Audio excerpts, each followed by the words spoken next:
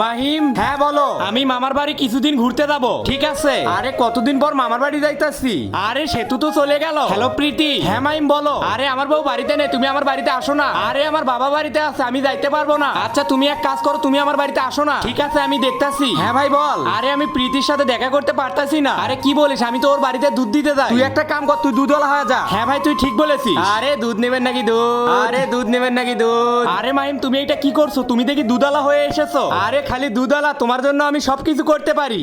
এরপর কি হলো সেটা দেখার আগে নিচে সাদা কালার সাবস্ক্রাইব বাটনের উপর যে ক্লিক করবে তাদের মা বাবা যেন অনেকদিন বেঁচে থাকে, আর যারা ভিডিওতে লাইক করে দিবে তাদের মনের আশা যেন পূরণ হয়ে যায়, আমি দোয়া করে দিলাম। আচ্ছা ঠিক আছে, চালু চালু করে আমাকে দুধ দাও। আচ্ছা প্রীতি তোমাকে আমি বেশি করে দুধ দিব। হাই হাই আল্লাহ, আমি এইটা কি দেখতাছি। আচ্ছা প্রীতি আজ থেকে আমি দুধওয়ালা হয়ে যাব, তাহলে তোমার সুবিধা হবে। আরে মাহিম দেখো। আরে তুই আমার দিকে কি দেখিস? দুধ বিক্রি কর। আরে বাপ রে বাপ, আমার বউকে এখানে। আরে প্রীতি তুমি কই গেলা? দাঁড়া তোকে দেখাচ্ছি আজকে মজা।